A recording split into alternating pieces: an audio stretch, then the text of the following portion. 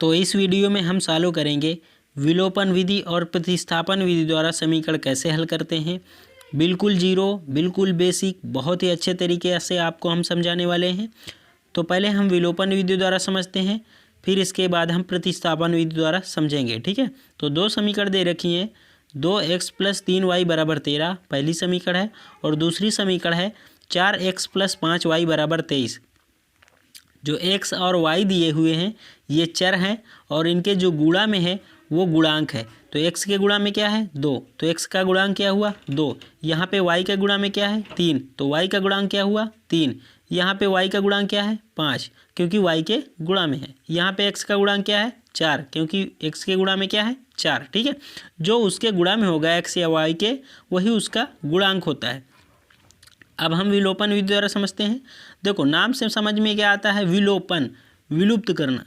किसी एक चर को हमें विलुप्त करना होगा, चाहे हम x को विलुप्त करें चाहे y को विलुप्त करें, और हम जिस चर को विलुप्त करेंगे उसके गुणांक हमें बराबर करना होगा। ठीक है, अगर हम x को विलुप्त करना चाहेंगे तो x के गुणांक हमें बराबर करना होगा। अगर हम y को विलुप्त करना चाहेंगे तो हमें y के गुणांक को बराबर करना होगा।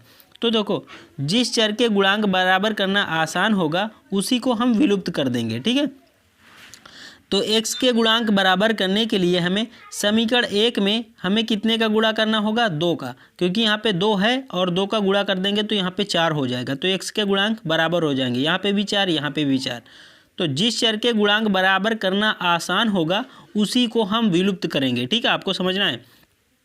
अगर हम यहाँ पे y के गुणांक को बराबर करना चाहेंगे तो समीकरण 1 में हमें 5 का गुणा करना पड़ेगा, तो यहाँ पे 15y हो जाएगा, और समीकरण 2 में हमें 3 का गुणा करना पड़ेगा, तो भी यहाँ पे 15y हो जाएगा, तभी 15y बराबर आएगा। ठीक है, तो हमें x के गुणांक बराबर करना आसान हो रहा है y की अपेक्षा, क्योंकि x के गुणांक बराबर करने के लिए समीकरण 1 में हमें 2 का गुणा कर देंगे तो यहाँ पे 4x हो जाएगा, यहाँ पे 4x है। ठीक है, तो यहाँ पे x के गुणांक बराबर करना आसान हो रहा है y की अपेक्षा, तो हम यहाँ पे x के गुणांक को ही बराबर करते हैं। ठीक है, तो लिख लेंगे यहाँ पे हम समीकरण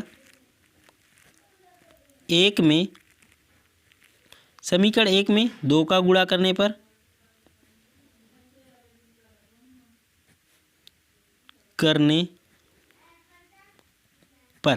समीकरण 1 में जब 2 का गुणा करेंगे तो यहाँ पे क्या हो जाएगा 4x हो जाएगा, प्लस यहाँ पे 6y हो जाएगा, यहाँ पे 26 हो जाएगा।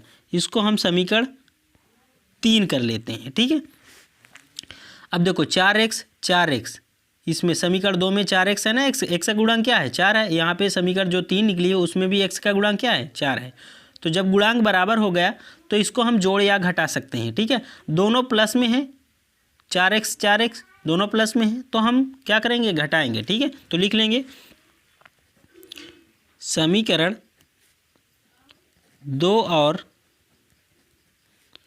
समीकरण 3 को घटाने पर, तो लिख लेंगे समीकरण 2 क्या है 4x + 5y = 23, और समीकरण 3 क्या निकली है 4x + 6y = 26। ये समीकरण 3 है। तो घटाएंगे, घटाने पे आपको याद रखना है चिन्ह बदल जाता है, और जोड़ने पर चिन्ह सेम रहता है। तो यहाँ पे घटाएंगे तो चिन्ह बदल जाएगा, यहाँ पे प्लस है माइनस हो जाएगा, यहाँ पे 6y में प्लस है माइनस हो जाएगा, और 26 किस में है प्लस में है तो माइनस में आ जाएगा। ठीक है, घटाने पे चिन्ह बदल जाते हैं, जोड़ने पर चिन्ह सेम रहता है। तो 4x से 4x घटेगा क्या आएगा 0 आ जाएगा, या हम काट देंगे। ठीक है, 5y से 6y घटेगा क्या आएगा माइनस का y। क्यों माइनस का y आया आप ये समझिए, छोटा है 5y और 6y बड़ा है। 5y छोटा है 6y से, इसलिए यहाँ पे 6y में माइनस लगा है, और यहाँ पे माइनस हमने उतार दिया, मतलब बड़ी संख्या में माइनस लगा होगा तो यहाँ पे हम माइनस भी लेंगे। ठीक है, 23 और 26 में माइनस लगा है ना, तो यहाँ पे 23 से हम 26 को घटा रहे हैं तो क्या है माइनस में संख्या आएगी, मतलब माइनस में आएगा क्या आएगा 3 घटेगा तो है, लेकिन यहाँ पे चिन्ह भी माइनस आएगा।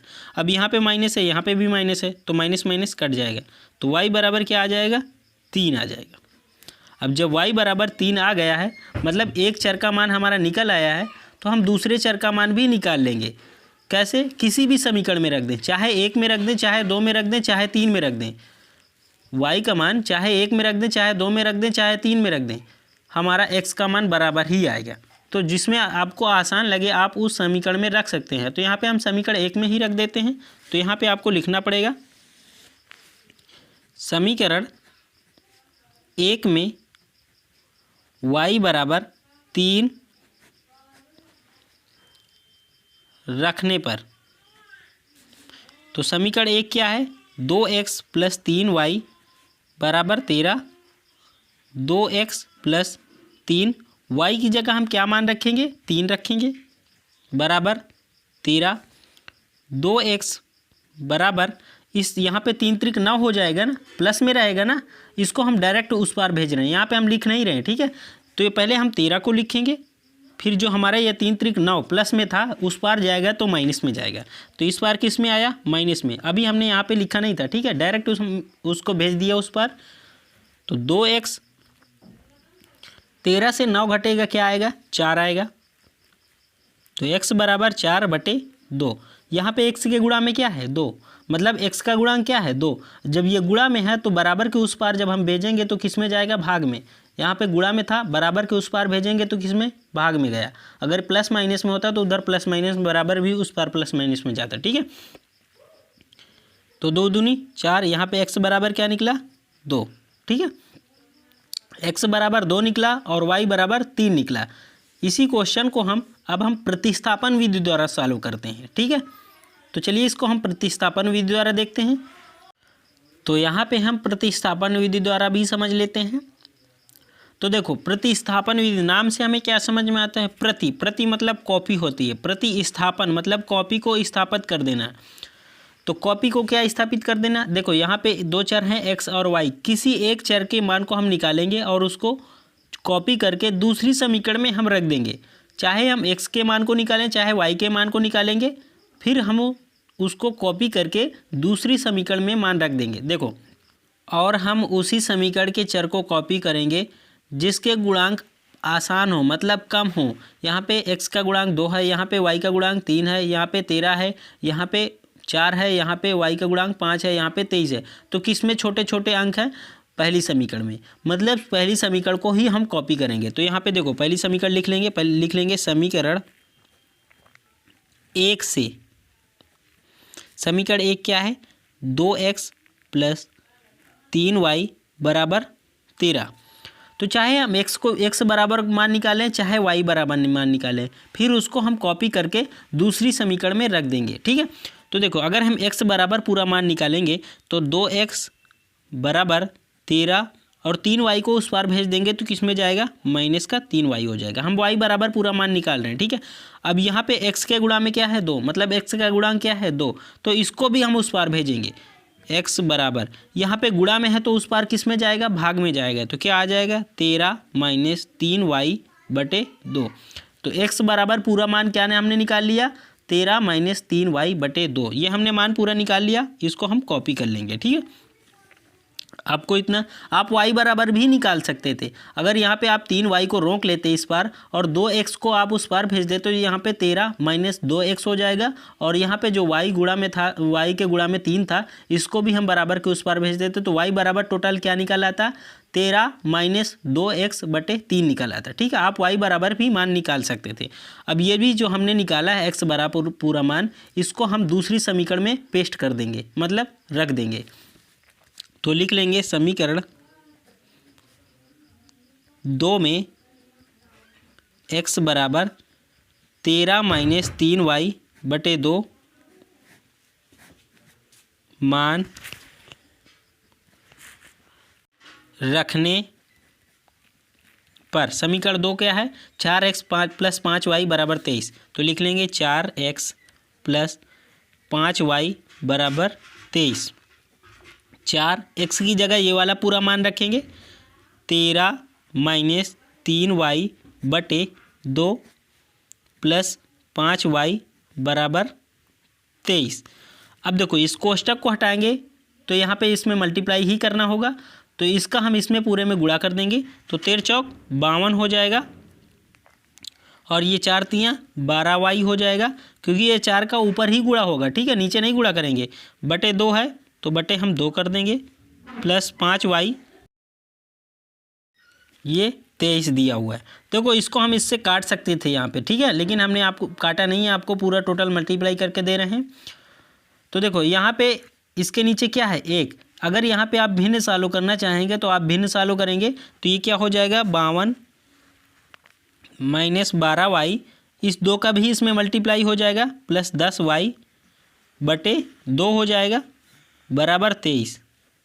इसके भी नीचे 1 होता है, यहाँ पे हमने एलसीएम जैसे एलसीएम लिया है और इसका इसमें गुणा हो जाएगा, क्योंकि 1 और 2 का एलसीएम क्या है 2 आया, फिर ये तो सेम है, 2 का 2 में भाग देंगे 1 आएगा, ये तो सेम गुणा हो जाएगा, इसलिए यहाँ पे सेम आया है। और यहाँ पे 1 का 2 में भाग दिया 2 आया, ऊपर 10 में गुणा कर 10y, 5 में गुणा किया 10y हो जाएगा, ठीक है।